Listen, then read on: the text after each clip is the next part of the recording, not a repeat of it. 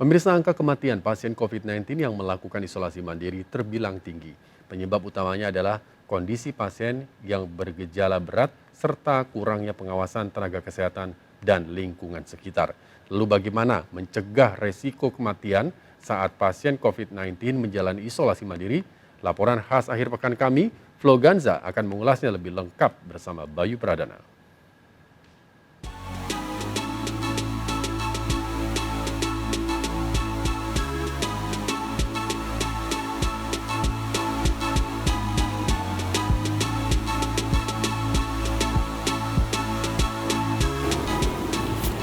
Berbagai cara dilakukan untuk bisa sembuh dari COVID-19 agar nantinya angka COVID-19 bisa turun di tanah air ini. Dimulai dari menyiapkan fasilitas tambahan di berbagai wilayah di Indonesia hingga masyarakat yang terpapar COVID-19 melakukan isolasi mandiri.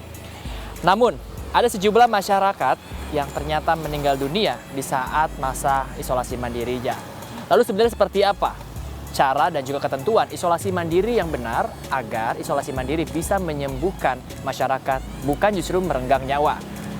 Bagaimana selengkapnya? Kita cari tahu.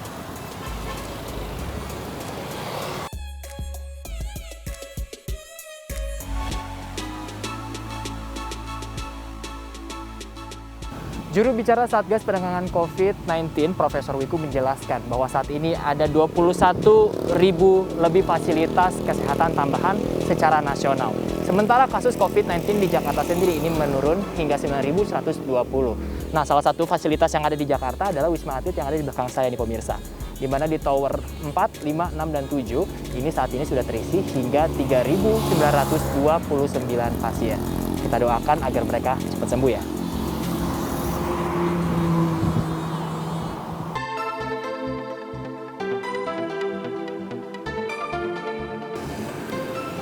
Data dari lapor COVID-19 hingga periode 21 Juni, ada sekitar 2.300 orang yang meninggal di tengah masa isolasi mandirinya. Di mana 1.214 orang yang meninggal dunia di tengah isolasi mandiri ini merupakan asal dari DKI Jakarta.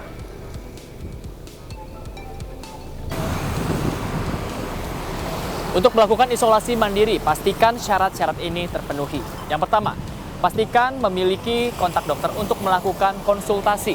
Dan yang kedua, alat-alat kesehatan yang wajib ada di rumah. Di antaranya termometer untuk memantau suhu tubuh. Dan yang kedua adalah oximeter untuk memantau saturasi oksigen. Saturasi oksigen yang normal adalah 95. Jika saturasi di bawah 95, segera konsultasikan ke dokter. Dan juga perhatikan dari alat-alat kesehatan pendukung apabila memiliki komorbid. Yang ketiga, perhatikan mencuci pakaian dan juga sampah-sampah agar lingkungan sekitar tidak tertular COVID-19. Dan yang keempat yang tidak kalah pentingnya adalah support dan juga dukungan dari keluarga dan lingkungan sekitar.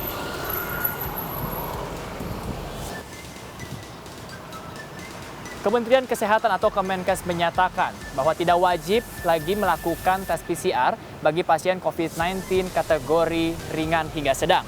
Di mana pasien dengan tanpa gejala ini hanya perlu melakukan isolasi mandiri selama 10 hari dan bisa bebas di hari ke-11. Sementara pasien dengan gejala ringan ini hanya perlu melakukan isolasi selama 10 hari ditambah dengan 3 hari hingga gejala hilang dan bisa bebas di hari ke-14. Namun tetaplah berkonsultasi kepada dokter karena ada sejumlah dokter yang masih mempertimbangkan untuk tetap melakukan tes PCR kembali.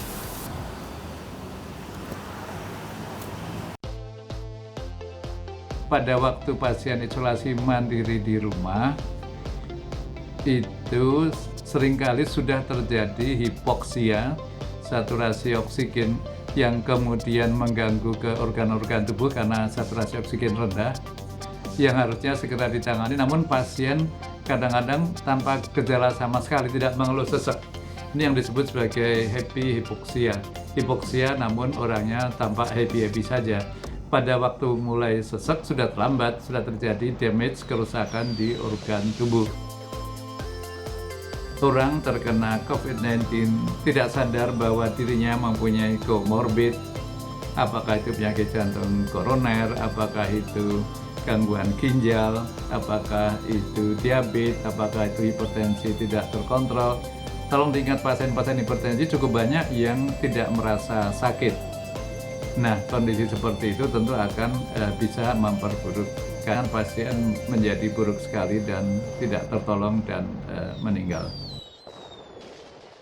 Pasca infeksi COVID, kondisinya itu bisa macam-macam. Jadi untuk diketahui pasien yang sudah sembuh, dinyatakan sembuh dan boleh pulang ke rumah itu cukup banyak yang menderita beberapa hal. Ada yang cepat capek, ada yang sesek, ada yang pelupa, kemudian ada yang depresi.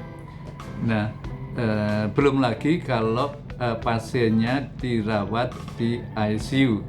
Untuk diketahui semua orang yang pernah dirawat di ICU, apalagi yang pernah memakai harus dipakaikan ventilator dan kemudian sembuh, itu cukup banyak yang mengalami sindroma setelah keluar dari ruangan macam-macam dan cukup lama, bisa beberapa bulan. Ini harus diobati. Dan ini disebut long COVID itu terjadi pada sewaktu virus tidak lagi ada di tubuh pasien, tidak lagi pasien dalam kondisi menularkan ke orang lain. Iya, tidak hanya setelah sembuh, bahkan setelah vaksinasi 2 kali pun, kan tubuh kita mempunyai proteksi, mempunyai antibodi untuk melindungi kita. Kok masih bisa terinfeksi lagi? Ada 2 penjelasan.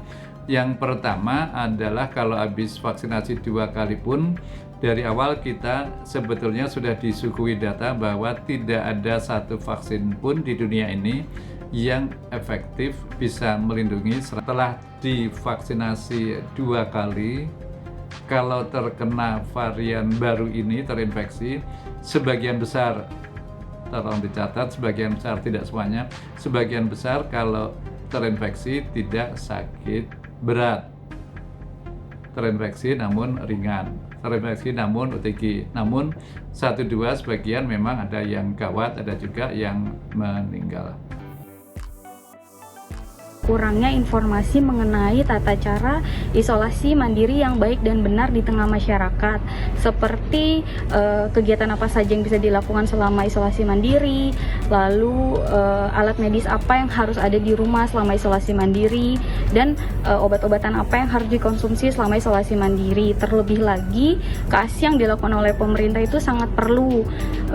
Pemerintah bisa melakukan edukasi melalui platform media yang resmi sehingga dapat diakses dengan mudah. Supaya kedepannya lebih aware lagi terhadap masyarakat, memberikan penyuluhan-penyuluhan baik itu langsung maupun secara tidak langsung lewat jajaran bawahannya, agar juga warga yang melakukan isoman ini tahu bagaimana dia harus bertindak seperti itu.